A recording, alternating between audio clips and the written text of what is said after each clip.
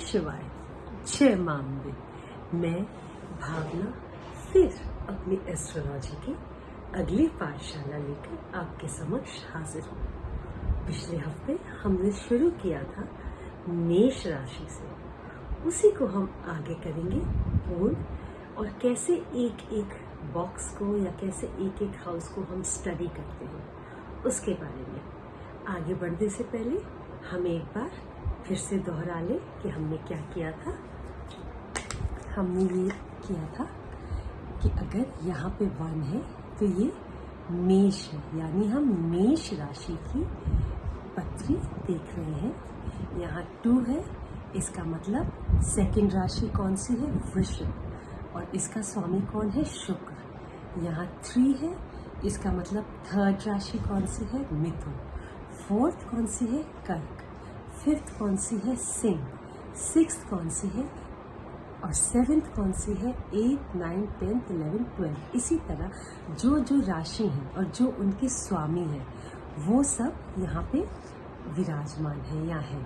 जब आप पत्री देखेंगे तो इट इज़ नॉट नेसेसरी कि ये ऐसे ही हो। यहाँ 1 है तो हो सकता है यहाँ 1 की जगह 7 हो। जब यहाँ 7 हो तो सेकंड हाउस में 8 आ जाएगा ऑटोमेटिकली, थर्ड में 9, यहाँ 10, देन वाइस वर्सा। ऐसे ही बढ़ते बढ़ते इधर पे दूसरे ग्रह या दूसरे नंबर्स आएंगे, और उन ग्रहों की प्लेसमेंट अलग अलग होती है, और कौन सा ग्रह किस हाउस में है वो अलग होता है।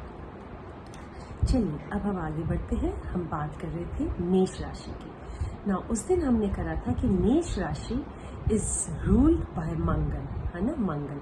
तो ये इंसान या जो भी जिसकी भी ये पत्री होगी वो थोड़ा सेपरेट रहेगा, सबसे अलगाववाद रहेगा उसका, थोड़ा गुस्से वाला होगा, थोड़ा हाई हेडेड होगा, और काम करने में चाहे बहुत होगा बट अपने आप सेल्फ रिस्ट्रेन या सेल्फ मेड होगा, और उसको बहुत अच्छी जॉब्स भी मिलती हैं बिकॉज इट इज़ मंगल, है ना, जिसमें ज़्यादा तेज है।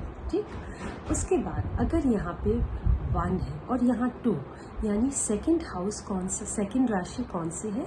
सेकंड राशि इज वृश्चिक, और उसका मालिक है शुक्र। अब शुक्र और मंगल की नहीं बनती, दे आर नॉट मैत्री, वो फ्रेंड्स नहीं है।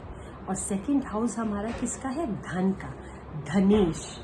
तो जो हाउस आपकी लगन का फ्रेंड नहीं है, जो हाउस आपके या जो हाउस का ओनर अगर यहाँ पे शुक्र है और शुक्र मंगल का मित्र नहीं है, तो ये वाला जो सेगमेंट है वो इफेक्टेड होगा। इसके बाद ये 7th वाला हाउस, ये भी इसका शत्रु है, यानी ये भी शुक्र की राशि है। 7th इज ऑल्सो शुक्र, तुला राशि है, तुला का जो गवर्निंग प्लैनेट है वो शुक्र है। तो शुक्र एंड धनेश ये दोनों इफेक्टेड होंगे, है ना, मैरिज हाउस एंड धनेश ये दोनों हाउसेस इफेक्टेड होंगे। क्यों होंगे इफेक्ट? क्योंकि जो लगन है, जो रूलर है इस पूरे राशि, इस पूरी पत्री का, सॉरी, वो इन दोनों का फ्रेंड नहीं है, तो इन दोनों पे उसके एडवर्स इफेक्ट्स पड़ेंगे। तो उस स्थिति में हम उनके उपाय या उनकी रेमेडीज करते हैं। उसमें होता क्या है कि at times you keep slogging, you keep doing work, and आप इतना हार्ड वर्क करते हैं और आपको उसका कुछ भी रिटर्न नहीं मिलता। तो आपको ये लगता है कि व्हाट हैज़ हैपेंड, कि ऐसा आखिर क्या हो गया कि काम तो मैं पूरा कर रहा हूँ मगर मेरे को उतना रिटर्न नहीं मिल रहा। तो उसका कारण यही होता है कि at times your stars don't match with the ruling planet. आप जिस प्लैनेट के हैं या जिस प्लैनेट के साथ आपका लगन है वो आपके धनेश के साथ नहीं चल रहा, या उसके साथ जेल नहीं कर रहा, या उसके साथ उसकी कोहेसिवनेस या फ्रेंडलीनेस नहीं है। इसी तरह आपकी मैरिड लाइफ पे उसका इफेक्ट पड़ेगा। क्यों पड़ेगा? एक तो जैसे कि मैंने आपको पहले एपिसोड्स में बताया कि हर प्लैनेट की, हर ग्रह की दृष्टियां होती हैं, जिसमें मंगल की तो 3 होती हैं, मगर 7वीं दृष्टि से भी ये देखता है। जब आपके पहले घर में मंगल हो तो आप मांगली दोष भी आप में आ जाता है। जब यहाँ मंगल हो 1 इन द फर्स्ट हाउस आपको मंगली दोष लगता है। अगर आप 4th हाउस में है तो मंगल तो मांगलिक दोष लगता है। अगर आपका 7th हाउस में है तो मांगलिक दोष लगता है। एट टाइम्स 8 भी माना जाता है कि यहाँ मांगलिक दोष लगता है। And even in the 10th house मांगलिक दोष लगता है। तो इन चारों ग्रहों हाउसेस में तो मांगलिक दोष लगता ही लगता है। तो उसमें आप मंगली का निवारण कैसे करते हैं वो एक अलग वो एपिसोड है। उस हिसाब से आपका मांगलिक दोष लगता है। इन हाउसेस में, इंटीरियर हाउसेस में जो अंदर केंद्र है उनमें अगर आपका मंगल हो तो मांगलिक दोष लगता है। तो 7th हाउस में इसकी डायरेक्ट 7th दृष्टि पड़ रही है। अगर आप काउंट करो 1 2 3 4 5 6 एंड 7 है ना। मंगल की 3 दृष्टियां होती हैं जिसमें से एक 7th होती है और एक 8th होती है। इसके बाद ये 8th हाउस पे भी पड़ेगी जहाँ पे प्लैनेट है, जबकि ये इसके अपने ही घर पे पड़ रही है। बट ये आपका हेल्थ हाउस है। तो फिर क्योंकि ये अगर हेल्थ हाउस में भी बैठा है, अगर यहाँ पे सेंटर में मंगल है और यहाँ हेल्थ हाउस में है तो वो आपको उतना हार्मफुल नहीं होगा। अदरवाइज अगर अकेला बैठा है तो yes, it is planet which gives accident, अचानक से कुछ हो जाना, ये सारी चीजें ये देता है। जब भी हम पत्री देखते हैं उसमें आप एक चीज नहीं देखते, आपको एक हाउस और उसकी प्लेसमेंट बाकी की बताने में मेरे को 8-10 मिनट लग गए। ये और 2nd हाउस मैंने आज आपको बताया कि 2nd हाउस में अगर आपका धनेश है और धनेश और इसकी अगर नहीं बनती तो वो आप उस पर नहीं, अच्छा आप पे वो सूट नहीं करेगा।